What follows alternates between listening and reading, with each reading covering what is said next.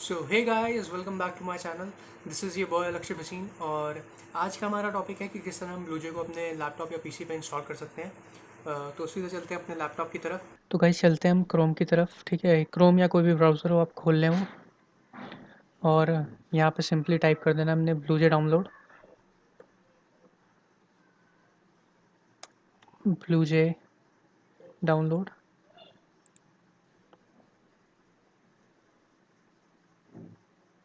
पहले click bluejay.org पे जो है इस पर क्लिक कर देते हैं,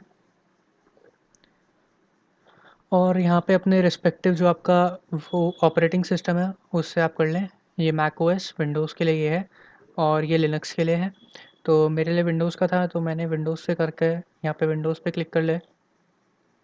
और ये मुझसे पूछ रहा है कीप या डिस्कार्ड करने के लिए, तो मैं डिस्कार्ड कर देता हूँ क्योंकि मैंने पहले से डाउनलोड कर रखा है ये। ठीक है, तो इसको आप डाउनलोड कर लें यहाँ से, इस पर क्लिक करके विंडोज़ पे या मैक पे जो भी आपका ऑपरेटिंग सिस्टम है सीधा डाउनलोड कर लें। और ध्यान रखना ये लेटेस्ट वर्जन है, पुराना मत करना। पुराना भी मिल जाएगा आपको इसके अंदर ही, बट इसको पुराना मत करना, ये JDK 11 वाला करना। ठीक है, अब कैंसिल कर देते हैं इसको। जब डाउनलोड हो जाएगा तो वो डाउनलोड्स पे आ जाएगा यहाँ पे। ये रहा मेरा ब्लूजे। ठीक है, इसको ब्लूजे को आपने खोल देना डबल क्लिक करके, और ऐसे करके कुछ विज़ार्ड आएगा सेटअप का। उसमें क्या कर देना है, बस नेक्स्ट नेक्स्ट नेक्स्ट करना है आपने, और इंस्टॉल हो जाएगा आपका ब्लूजे। तो मैं कैंसिल कर देता हूँ क्योंकि मैंने पहले से कर रखा है इसको। ठीक है, अब आ जाते हैं हम ब्लूजे पे। ठीक है, कुछ ऐसा सा मतलब आइकन आ जाएगा आपका डेस्कटॉप पे, इसको खोल लेते हैं। कुछ ऐसा इंटरफेस आएगा। ठीक है, शुरू हो गया ब्लूजे। अब आ जाते हैं हम प्रोजेक्ट की तरफ। न्यू प्रोजेक्ट बना लेते हैं।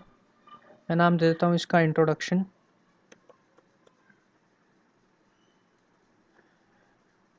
इंट्रोडक्शन।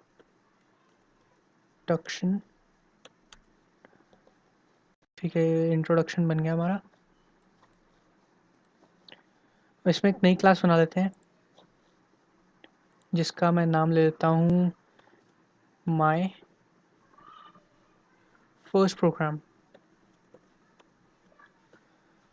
ओके, तो ये ध्यान रखना कि जो एम लिखा है ना, ये एम, ये जो क्लास का नाम है इसको कैपिटल लेटर से स्टार्ट करना है ज़्यादातर टाइम आपने। बट अगर नहीं भी करते तो ब्लूजे इसको ऑटोमेटिकली ठीक कर देता है, और मतलब एरर नहीं दिखाता है आपको। कुछ भी आप लिख दो, चाहे शॉर्ट लेटर्स में भी लिखो, कुछ नहीं होएगा। इसको खोल लेते हैं। कुछ ऐसा कुछ लिखा हुआ आएगा। तो ये हमारा वर्क स्पेस है, ये जो पूरा है। इसमें जो ये लिखा है इसको आप डिलीट कर लो, Ctrl+A डिलीट। ठीक है, तो ये हमारा वर्क स्पेस है जहाँ पे हमने लिखना है कोड को। ठीक है, तो मैं एक क्लास बनाता हूँ। ठीक है, क्लास के बारे में पिछली लेक्चर में बात की थी हमने थोड़ी बहुत। ठीक है, क्लास। क्लास का नाम आप वो रख सकते हो जो बाहर आपने दिया था, ये माय फर्स्ट प्रोग्राम। बट अगर आप अंदर कुछ चेंज भी कर देते तो ब्लूजे मतलब ऑटोमेटिकली बाहर पे भी चेंज कर देगा। फॉर एग्जांपल मैं चेंज करके दिखाता हूँ, जैसे मैंने लिख दिया लक्ष्य। ठीक है, और क्लास को शुरू कर देते हैं, ख़त्म कर देते हैं, और कंपाइल कर देते हैं इसको। जैसे ही आप कंपाइल करोगे देखो बाहर लक्ष्य आ गया अपने आप ही। तो ये ईजी सा बन जाता है। ठीक है, अब ये जगह है क्लास के अंदर हम कोड लिखेंगे थोड़ा सा। क्लास के अंदर हमारा आता है पब्लिक स्टैटिक वॉइड मेन। ठीक है, पब्लिक स्टैटिक वॉइड मेन। अब ये मेन क्या होता है इसकी बात थोड़ी देर में करते हैं। ठीक है, स्ट्रिंग ए बी। ठीक है, ये लिखना होता है बेसिकली हमने। इसको आप याद कर सकते हो, मतलब फ़िलहाल के लिए याद कर सकते हो। इसका सिग्निफिकेंस काफ़ी होता है। ठीक है, प्रोग्रामिंग में इसका मतलब क्या होता है ये बाद में बात करते हैं अभी। बट इसको अभी फ़िलहाल के लिए याद कर लो क्योंकि आपको ये बहुत सारे प्रोग्राम्स में आगे यूज़ करना पड़ेगा। ठीक है, तो लिखते हैं यहाँ पे छोटा सा। मैं क्या करता हूँ, मैं कुछ प्रिंट करा देता हूँ सीधा आउटपुट में। ठीक है, एक लाइन लिख रहा हूँ ये मैं, system.out.print। ठीक है, इसका मतलब क्या होता है देखते हैं आके। system.out.print ये सीधे सीधे इसको प्रिंट करा देगा जो भी हम इस ब्रैकेट के अंदर लिखेंगे। ये ब्रैकेट दिख रहे हैं, इसके अंदर जो भी लिखेंगे वो सीधे सीधे प्रिंट करा देगा। और हाँ, ये ध्यान रखना, ये जो है मैं ये कॉमर्स लगा रहा हूँ, ये ऊपर ऊपर वाले कॉमर्स, मुझे याद भी नहीं क्या बोलते हैं इसको। बट इन कॉमर्स के अंदर जो है आप जो चीज़ लिखोगे वो एग्जैक्टली डिट्टो मतलब प्रिंट हो जाएगी आउटपुट में। ठीक है, मैं यहाँ लिख देता हूँ हाय आई आई एम यूजिंग ब्लूजे। ठीक है, बंद कर दिया इसको।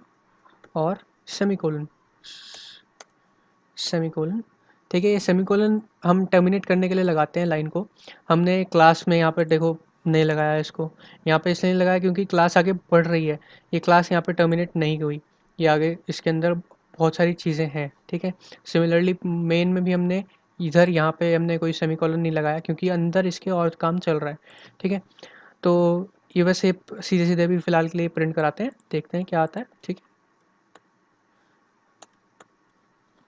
ऐसे ये जो ब्रैकेट्स है ना, इनका ध्यान रखना, क्लास शुरू होती है तो ख़त्म भी होती है, ठीक है।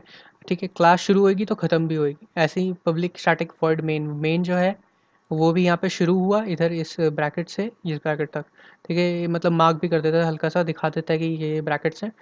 तो ऐसे ये बंद हो गया, ठीक है। अब कंपाइल कर देते हैं, अगर कोई एरर होगा तो वो यहाँ पे दिखा देगा आपको, ठीक है। अभी फ़िलहाल कोई एरर नहीं है, पर नो सिंटेक्स एरर लिखा है, ठीक है। तो इसमें कोई एरर नहीं है, देखते हैं। इसको कंपाइल कर दिया है मैंने और अब इसको एग्जीक्यूट करते हैं। तो देखो सीधे सीधे लिखा आ गया यहाँ पे, high I am using BlueJ, ठीक है। तो आप थोड़ी सी बात करनी थी मैंने ये इस लाइन के बारे में, ठीक है। ये system dot out dot print, इसको मैं शॉर्ट में सब बोलूँगा ज़्यादातर, तो बाद में कंफ्यूज ना होना कि ये क्या बोला है, ठीक है। तो इसके आगे एक लाइन लगा, मतलब एक छोटा सा लिखते हैं हम, L N, system dot out dot print L N.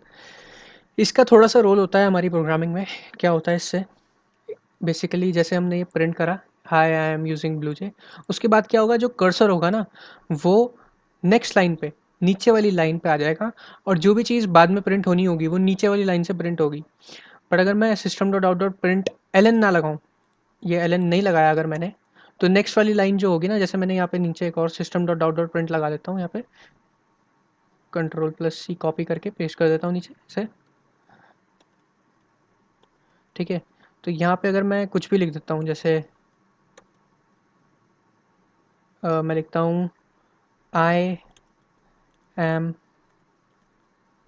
लक्ष्य, ऐसे करके मैंने लिख दिया, ठीक है। तो क्या होगा, ये दोनों चीज़ें साथ में प्रिंट होगी एक ही लाइन में, ठीक है। इसको मैं कंपाइल करता हूँ और इसको मैं एग्जीक्यूट करता हूँ, ठीक है। तो ये देखो, ये देखो, यहाँ से ये पिछला है, ये पिछला है, यहाँ से high I am using BlueJ, I M लक्ष्य, ठीक है। ये वाला आ गया देखो एक ही लाइन में, और पिछला भी देखो पिछले के आगे से ही आ रहा है ना। पिछला ये पिछला वाला करा था हमने जो वो एक बार एग्जीक्यूट करा था, उसके बाद दोबारा इसको एग्जीक्यूट करा है, तो ये hi I am using BlueJ, I am in Lakshya, I M लक्ष्य, ये एक ही लाइन में आ गया।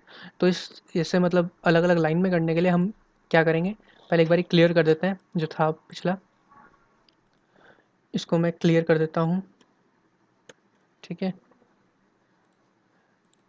अब इसमें थोड़े से चेंजेस करते हैं, जैसे मैं यहाँ पे एलन लिख दूँ, ठीक है।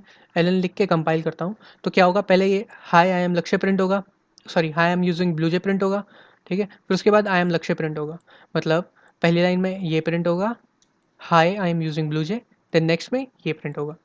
कंपाइल करते हैं, एग्जीक्यूट करते हैं, तो ये कुछ इस तरह से आया, ठीक है।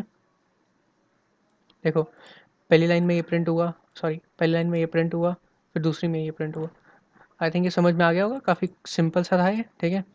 तो आगे बात करते हैं हम सोर्स कोड और बाइट कोड को लेके, ठीक है। कि जैसे ही हमने ये पूरा का पूरा प्रिंट कराया है इंग्लिश में, तो ये हमारा सोर्स कोड है जो कि डॉट जावा में सेव होता है, वो भी दिखाता हूँ कहाँ पे सेव होता है, ठीक है।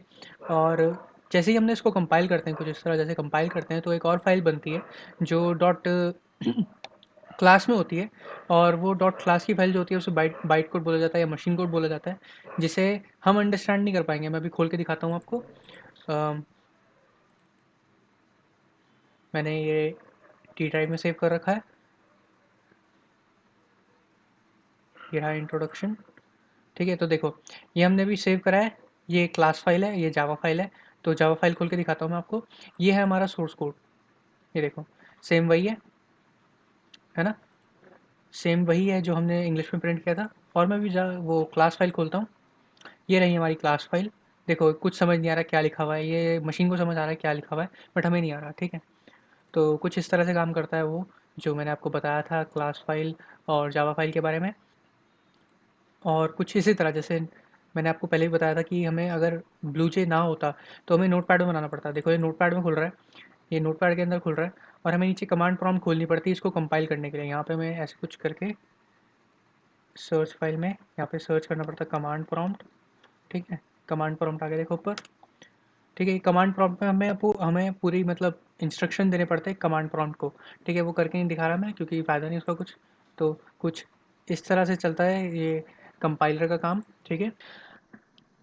और आज के लिए इतना ही बहुत है मेरे ख्याल से। और नेक्स्ट वीडियो में डेटा वेरिएबल्स के बारे में बात करेंगे, डेटा टाइप्स और वेरिएबल्स के बारे में, ठीक है। और मैंने एक बात और करनी थी कि जो जिन लोगों पे कंप्यूटर वगैरह नहीं है वो चिंता ना करें, जो भी ये कराया जा रहा है इसके नोट्स बनाते रहें। और मैं आईडीज़ लेके आ जाऊँगा जो फ़ोन पे चलती हैं, ठीक है। मैं कोशिश करूँगा नेक्स्ट वीडियो में आप लोगों को फ़ोन की आईडीज़ के बारे में बता दूँ, जिनके पास लैपटॉप या कंप्यूटर नहीं है वो फ़ोन में आईडी का यूज़ कर सकते हैं, ठीक है। तो नेक्स्ट वीडियो में मिलते हैं। Thank you, see have a good day.